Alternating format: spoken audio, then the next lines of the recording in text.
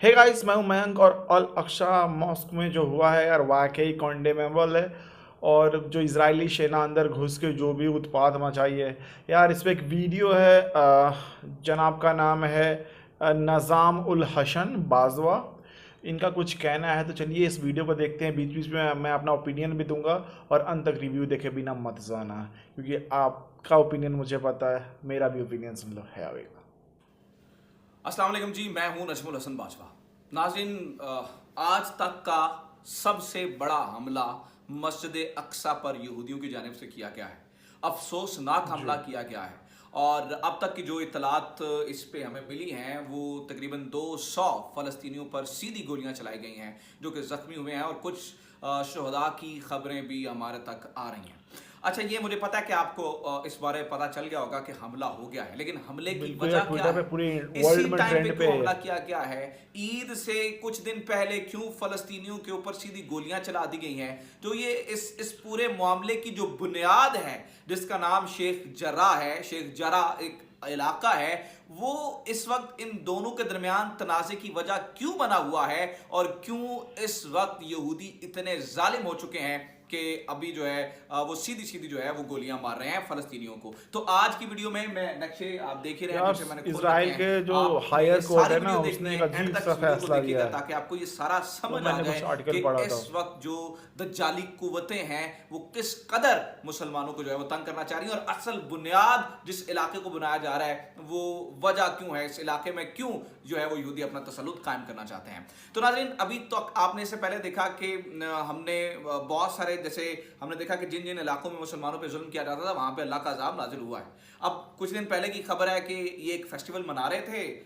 यहूदी, और उसमें इनके ऊपर जो है वो भगदड़ मच गई, जिसमें काफ़ी सारे बंदे जो है, काफ़ी सारे यहूदी जान से गए। खैर, कोई भी ऐसा इंसान जिसने कोई कसूर ना किया वो जान से जाए तो हमें दुख है, लेकिन जब फ़लस्तीनियों पर जुल्म बिल्कुल। करने वाले मरे तो फिर हमें किसी किस्म का कोई दुख नहीं है। बहरहाल, इन्होंने इस चीज़ का गुस्सा निकाला है मुसलमानों पे मस्जिद अक्सा के ऊपर सीधा हमला करके, और मेरे ये ख्याल से हमला किया इसराइल गया डे, रात के सॉरी अंधेरे में, जेरूसलम जिसमें डे ये लोग 200 मना बंदे रहे पे थे। जो है वो सीधी उस गोलियां मारी उस गई। समय कुछ हुआ था। अब ये हुआ क्या, पहले इस पूरे मामले को समझ लीजिएगा। इसको मैं इसको समझने के लिए मैं आपको थोड़ा सा माजी में लेके जाना चाहता हूं कि इस वक्त ये मसला ओके। क्यों हुआ है। थोड़ा सा माजी में जाइएगा, इसको समझिएगा, ताकि आपको फिर सारी कहानी समझ आ जाएगी इस वक्त यहूदी चाह क्या रहे हैं।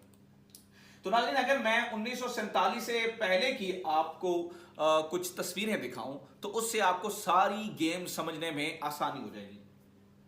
तो ये जो इस वक्त जो नक्शा है नाज़रीन, ये 1946 का है।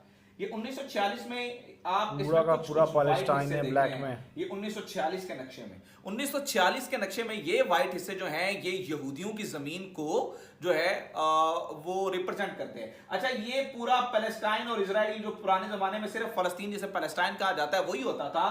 तो ये इसमें कुछ यहूदी, आपको पता है कि जब हिटलर ने इनके खैर उसके बारे में सवालात ये हैं कि यहूदियों पे जुल्म सितम किया गया तो वो पूरी दुनिया से उड़ के यहाँ पे आ गए और उन्होंने यहाँ पे होकर सेटल होना जो है वो शुरू कर दिया। इसके बारे में पीछे बड़ी कहानी है, और इसके पीछे भी पूरी एक गेम है जो बरतानियों ने किरदार अदा किया और जिस तरह से इन्हें यहाँ पे सेटल करवाया गया। लेकिन इसके बावजूद जो ये देख रहे हैं ये वाइट हिस्से सिर्फ यहाँ पर यहूदी थे। फिर खैर अमन की तकड़ी पकड़ते हुए यूएन बीच में दाखिल होती है और उन्होंने कहा जी नहीं जी नहीं, बस अब हम जो है वो यहूदियों और जो फलस्तीनी है उनके साला दरमियान रायता हम जो जमीन को फैला डिवाइड हुआ है कर यार, देना चाहते यूपी का हैं, फैला और हुआ ताकि है, दोनों जो अमन से मैंने रहें। पढ़ा और है। फिर जो 1947 की तकसीम है वो ये है, जिसमें ये वाइट हिस्सा नाज़रीन सारा ये मुसलमानों को दिया गया, पैलेस्टाइन, और ये जो ग्रीन हिस्सा है, वैसे जो आपको ब्लैक नजर आ रहा होगा क्योंकि मैंने ब्राइटनेस थोड़ी सी कम कर रखी है, तो जो ये ब्लैक हिस्सा था सारा ये यहूदियों के हिस्से में चला गया और ये दो स्टेट्स बन गई, पैलेस्टाइन और इजराइल। ये बुनियाद मैं आपको बता रहा हूं, लेकिन इनके दिल में इतना बुग़्ज़ था, इनके दिल में मुसलमानों को खत्म करने की इतनी चाह थी, मुसलमानों के ऊपर जुल्म करने की इनकी इतनी चाहत थी कि ये यहीं पे बस नहीं हुए।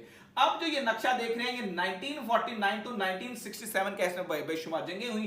तो ये देखें यहां पर, यानी कि ये इलाका जो मुसलमानों का था, इधर ऊपर देख रहे हैं, पहले इसके ऊपर कब्जा किया गया और जो ये सारा इलाका था अब इसके ऊपर भी कब्जा कर लिया गया, और जो सिर्फ एक यहां पर गजा पट्टी रह गई ये सिर्फ मुसलमानों की रह गई। फिर आहिस्ता आहिस्ता इन्होंने क्या किया 1967 के बाद, ये बुनियाद बता रहा हूं आपको, 1967 के बाद ये आहिस्ता आहिस्ता यहूदी क्या करके उन्होंने वो यहां पर भी ये जो गजा है यहां और जो ये सारा इलाका था इन्होंने अपनी बस्तियां कायम करना शुरू की। इन्होंने अपने शहर के गिर्द गिर्द जो है वो दीवारें बना ली ताकि फलस्तीनी इसमें जो है वो आ ना सकें, और मुसलमानों की बस्तियां यहां पर आबाद करना, यहूदियों की बस्तियां यहां पे आबाद करना शुरू कर दी। यहूदियों को ये कम पैसों में जमीन देते यहां पर ताकि मुसलमानों को वाइप आउट किया जा सके, यहां से मुसलमानों को यहां से निकाला जा सके। तो आहिस्ता आहिस्ता आप जो ये सारी जगह आप देख रहे हैं, यहां पर भी जो है वो जो फलस्तीनी बसते थे उनको यहां से निकाला गया, धकेल दिया गया उनके घरों से निकाल के, और ये आप सारी जगह देखें। अब जो 2000 का नक्शा आप सामने देख रहे हैं, ये सारा 2000 का नक्शा है, यानी कि ये जो हरा हरा है, ये जो आपको ब्लैक नजर आ रहा है, यहां पे मुसलमान रह गए, बाकी सारे व्हाइट में जो है वो यहूदी काबिज हो गए, क्योंकि ये सेटल करना चाहते थे यहूदियों को और मुसलमानों को यहां से वाइप आउट करना चाहते थे। ये कहते हैं कि फलस्तीन कोई जगह नहीं है, ना ही फलस्तीन कोई मुल्क है। अगर कोई फलस्तीनी कह देना कि मैं जो है वो फलस्तीन को, ये उससे गुस्सा हो जाते हैं, कोशिश करते हैं कि उसके मुंह पे पंच मार दिया जाए, लेकिन ये उन्हें फलस्तीनी नहीं कहने देते। कहते हैं this is Israel, this is greater Israel, कि हम जो है वो सारी जगहों के ऊपर कब्जा करेंगे। ग्रेटर इजराइल का एक मैंने मैप देखा है, जैसा उन लोगों का प्रेडिक्शन है आज से 50-60 साल बाद का, वेस्ट बैंक कहते हैं, और यहाँ पे बहुत सारी कंट्रीज का यरूशलेम आपको पता है कि मुसलमानों के लिए भी इतना इंपॉर्टेंट है, ईसाइयों के लिए भी उतना, यानी कि मसीहियों के लिए भी उतना इंपॉर्टेंट है, और यहूदियों के लिए भी उतना इंपॉर्टेंट है, क्योंकि यरूशलेम में हमारी मस्जिद अक्सा है। ठीक है, मस्जिद अक्सा जो है वो यरूशलेम में मौजूद है, जो कि मुसलमानों के लिए तीसरी सबसे अहम तरीन जगह। पहले नंबर पे मक्का, फिर मदीना, और फिर तीसरे नंबर पे जो है वो मस्जिद अक्सा आती है। अच्छा, जहां पर इन्होंने बॉर्डर बनाया ना से, जो इन्होंने मतलब इजराइल, जो आप समझ लें जो इजराइल है और जो फलस्तीन है, जहां पे बॉर्डर है मस्जिद अक्सा की, आप देख रहे होंगे सेव शेख जरा। अब ये शेख जरा जो है ये कोई बंदा नहीं है, ये एक जगह का नाम है। ठीक है, तो उस बॉर्डर के करीब जो जगह एक्चुअली इजराइलियों के नक्शे के मुताबिक की, इजराइलियों के मुताबिक की फलस्तीन यानी कि उस जगह पे आती है, फलस्तीन का हिस्सा है शेख जरा, वहां पे एक इलाका है। अब इन्होंने यहूदियों ने क्या करना शुरू किया, शेख जरा में भी आहिस्ता आहिस्ता आहिस्ता वहां पे जो है वो बंदे जो है वो अपने सेटलमेंट करना शुरू कर दिया। अब जब यहां से मुसलमानों को निकाला, यानी कि जो इलाका, ये थोड़ी सी जगह जिसे ये बजाते खुद कहते हैं मुसलमानों की जगह है, अब शेख जरा को लेकर पिछले काफी अरसे से जो है वो केसेस चल रहे थे। तो अब आहिस्ता अब सुप्रीम कोर्ट, जो इजराइल की सुप्रीम कोर्ट है, उन्होंने कहा जी ठीक है, क्योंकि सुप्रीम कोर्ट कौन सी है, इंसाफ तो वहां पे होता नहीं है, वहां पर जो है उसकी तकड़ी में जो मुसलमानों का खून है वो बहुत सस्ता है। जो यहूदियों की तकड़ी है ना, जो इस वक्त जो इजराइलियों की तकड़ी है, उस तराजू में मुसलमानों का खून बहुत सस्ता है, उसमें मुसलमानों की कोई वक़्त नहीं है। तो इजरायली सुप्रीम कोर्ट ने यह ऑर्डर दिया कि आप जो शेख जरा यानी कि जो यरूशलेम में बॉर्डर पार, क्योंकि यरूशलेम जो मस्जिद अक्सा है इन पे भी इसमें कब्जा जमाया हुआ है, तो यहां से प्रोटेस्टर्स, अब इन्होंने जब देखा कि यहां पर यहूदियों को आबाद करना शुरू कर दिया है, तो फिर यहां से जो मुसलमान है वो उन्हें प्रोटेस्ट करना शुरू कर दिया। उन्होंने कहा भाई ऐसा नहीं होगा, ये नहीं होगा, इस तरह से हम नहीं करने देंगे कि आप जो है वो मुसलमानों को इतना वाइप आउट कर दें कि आप खरीद लिया है तो आप पैलेस्टाइन वहां पैलेस्टाइनियंस वहां पे नहीं रह सकते, तो ये हम नहीं करने देंगे। सारा कांड इसी की वजह से यहां पे इकट्ठा होना शुरू हुए। मस्जिद अक्सा में पहले ही एक जगह को लेकर, एक दरवाजे को लेकर तनाजा चल रहा था मुसलमानों, और जब मुसलमान पूरे निकल आए थे, इन्होंने जो है वो शिकस्त दे दी यहूदियों को, और जिस जगह का ये मुतालबा कर रहे थे वहां पे मुसलमान नमाज के बाद आराम करते थे, वहां पे ये बैठना शुरू हो गए। इस बात की तकलीफ थी यहूदियों को। तो फिर क्या हुआ, जो हालिया वाकया है, शेख जरा के प्रोटेस्टर्स यहाँ पे खड़े ही थे, तो जो ज्यूइश फौज है, जो यहूदी फौज है, जो कि दज्जाली फौज है, जो कि कातिल फौज है, जो कि मजलूमों की आवाज दबाने वाली फौज है, वो यहाँ पे आई और उन्होंने पे सीधी गोलियां मार दी हैं। और ये अब तक का सबसे बड़ा हमला है, जिसका पाकिस्तान ने जो है ना सिर्फ मजम्मत की है, टर्की ने किया, बल्कि तमाम मुस्लिम ममालिक ने मजम्मत की है। इस तरह से अब ये जो शेख जरा है ना, यहाँ पर भी ये सेटलर्स आबादियाँ अपनी कायम करना चाह रहे हैं, और इस बात का सारा फड्डा है। इसी वजह से उन्होंने मस्जिद की बेहरमती की है, इसी वजह से उन्होंने गोलियां चलाई हैं, और इसी वजह से फलस्तीनियों को मारना चाह रहे हैं। और ये सारी वजह थी। उम्मीद है आपको ये वीडियो पसंद आई होगी। Do let me know, comment section में जाए कमेंट जरूर करें, और वीडियो ज़्यादा लाइक कर देना, लेकिन रिव्यू देख के जाना। भाई ने जो न्यूज़ बताई यार, मैंने भी वही पढ़ी थी कि यार 1800 समथिंग में, एग्जैक्ट जो ईयर है वो मुझे याद नहीं है, उस वक्त का सुप्रीम कोर्ट ने बोला कि उस टाइम में अरब वर्ल्ड से जो है वो यहूदी ने वो ज़मीन खरीद ली, और वो जो है ज़मीन वहाँ पे यहूदी ही रहेंगे, तो फ़लस्तीनीज़ को जो है वहाँ से निकलना चाहिए। और अल अक्सा मॉस्क में कुछ पत्थरबाजी हुई थी वहाँ पे, ठीक है। उसके बाद ओल्ड जेरूशलेम में पत्थरबाजी हुई थी। उसके बाद अल अक्सा मॉस्क में बहुत सारे मुस्लिम जो है वो अपना प्रेयर्स जो है वो ऑफ़र कर रहे थे। पत्थरबाजी करते हुए कुछ मुस्लिम मेरे जो इंडियन मीडिया और वेस्टर्न न्यूज़ से जो मुझे खबर मिली उस हिसाब से बता रहा हूँ। ऑलरेडी कुछ मुसलमान जो है अंदर जो है वो प्रेयर ऑफर कर रहे थे, कुछ मुसलमान जो है वो पत्थरबाजी कर रहे थे इसमें कि भैया सुप्रीम कोर्ट का जो ऑर्डर है बहुत ही गलत है। कुछ मुसलमान उसमें से जो पत्थरबाजी कर रहे थे उसमें से अल-अक्सा मॉस्क के अंदर गए, उन्हें ऐसा लगा कि भैया कुछ भी होगा वो अंदर नहीं आ सकते इजरायली आर्मी, बिकॉज यार किसी भी रिलीजियस प्लेस पे जाना मेरे ख्याल से उचित बिल्कुल भी नहीं है। लेकिन फिर भी इजरायली आर्मी ने ऐसा किया, वो अंदर गए और वहाँ पे जो पहले से प्रेयर्स कर रहे थे मुसलमान, जो देखो जो मुसलमान पत्थरबाजी कर रहे थे वो अंदर गए, चलो मान ली कि मेरी उनकी गलती है, ठीक है, आपको नहीं जाना चाहिए था रिलीजियस प्लेस पे ऐसा करते हुए। लेकिन जो मुसलमान पहले से प्रेयर ऑफर कर रहे थे यार, उनको तो गुस्सा आएगा ही आएगा, क्यों नहीं आएगा, क्योंकि भैया वो तो यार अपनी इबादत में लगे हैं। और ऊपर से अगर आर्मी आ जाए उस मॉस्को में जो वर्ल्ड मतलब मुसलमानों के लिए तीसरा सबसे ज़्यादा ख़ास मस्जिद है, तो ऑब्वियसली बात है कि गुस्सा आएगा। और तब से लेके अभी तक जो भी टेंशन्स हुए हैं मेरे ख्याल से इसी को लेके जो है हुए हैं। अगर मेरा आधा अधूरा अगर ज्ञान हो, अभी मैं आधा अधूरा बोल रहा हूँ तो मुझे माफ़ करना, क्योंकि पूरी डीप नॉलेज मुझे नहीं है। लेकिन जो जिस हद तक मैंने कुछ आर्टिकल्स पढ़े हैं, ट्विटर पे जाके कुछ ट्वीट्स पढ़े हैं, उसके अनुसार जो है मैं ये बता रहा हूँ। देखो इसराइल और पैलेस्टाइन के बीच जो हो रहा है, पैलेस्टाइन की तरफ से लड़ रहा है हमास।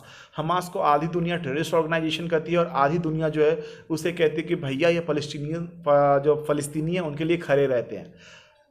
मैंने एक बहुत बड़ा इंडिया का स्टडी चैनल है जिसका नाम है वर्ल्ड अफेयर्स, जो यूपीएससी की जो है वो तैयारी करवाती है। यूपीएससी वर्ल्ड का सेकेंड सबसे ज़्यादा टफ जो है एग्ज़ाम है, उसकी तैयारी करवाती है। तो वहाँ का जो मैं सोर्स लेके बता रहा हूँ कि जो हमास जो है वो रॉकेट दागता है इसराइल पे, उसकी जो कीमत होती है वो बहुत ज़्यादा तो $2000 से $3000 के आसपास होती है। लेकिन जो इसराइल अपना जो आयरन डोम से उस रॉकेट को काउंटर करता है, उसकी जो कीमत होती है वो $40000 से $50000 के आसपास होती है।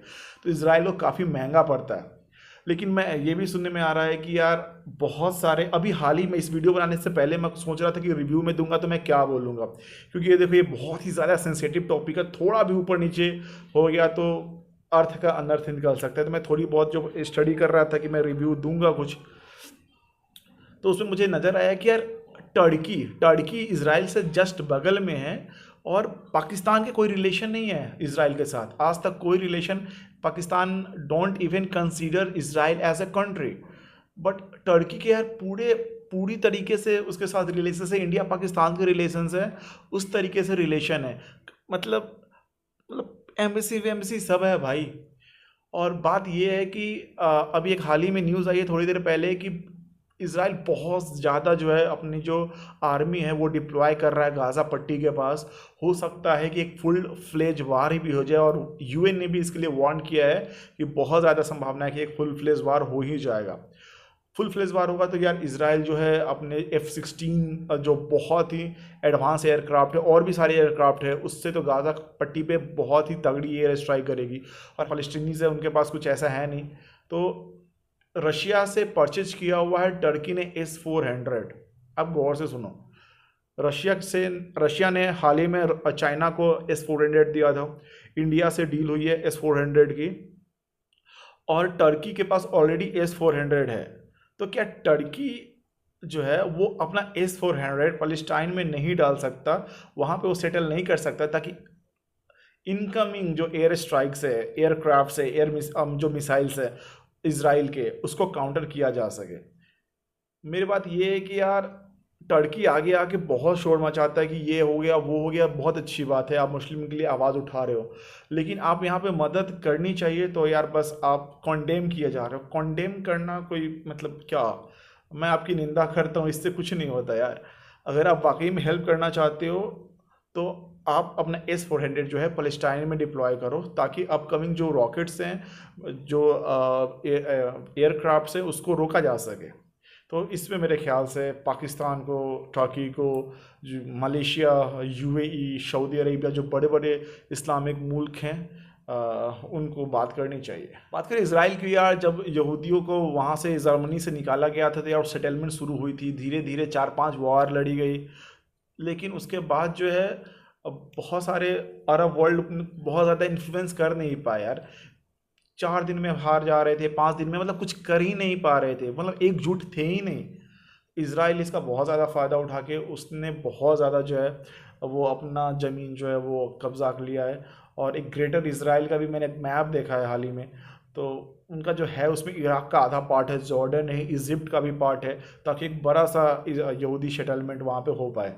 तो वो मैंने मैप देखा था, मैं कोशिश करूँगा कि वो मैं आपको दिखा सकूँ यहाँ पे कहीं पे। बात करें मीडिया की, तो यार मीडिया अजीब सा बिहेव करती है। यहाँ पे कोई भी मीडिया जो है न्यूट्रल नहीं है। अगर आप अल जजीरा का न्यूज़ देखिए तो पूरा का पूरा प्रो पैलेस्टाइन रहता है। अगर आप कुछ और खबर जब अमेरिका की तरफ के कुछ देखें तो प्रो इजरायली रहता है। अब बीच का कुछ आपको समझ में नहीं आता कि हो क्या रहा है।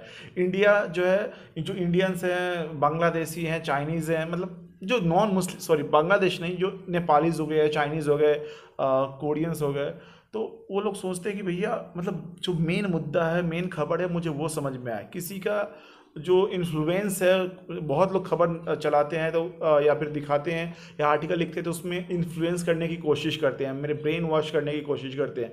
वो ब्रेन वॉश के अलावा सिर्फ खबर दिखाया जाए तो यार मेरे ख्याल से जो है वो टेंशन और ज़्यादा कम हो जाएगा, क्योंकि यार जले पे नमक छिड़कना कहीं से भी सही नहीं है। मैंने जो बात बोली है वो मेरी पर्सनल ओपिनियन है। अगर कहीं पे ऊपर नीचे हुआ हो, क्योंकि ये रिलीजियस मैटर है, तो यार अब मुझे ज़्यादा पता नहीं है, आप अच्छे से जानते होंगे, तो प्लीज़ हेट मत देना।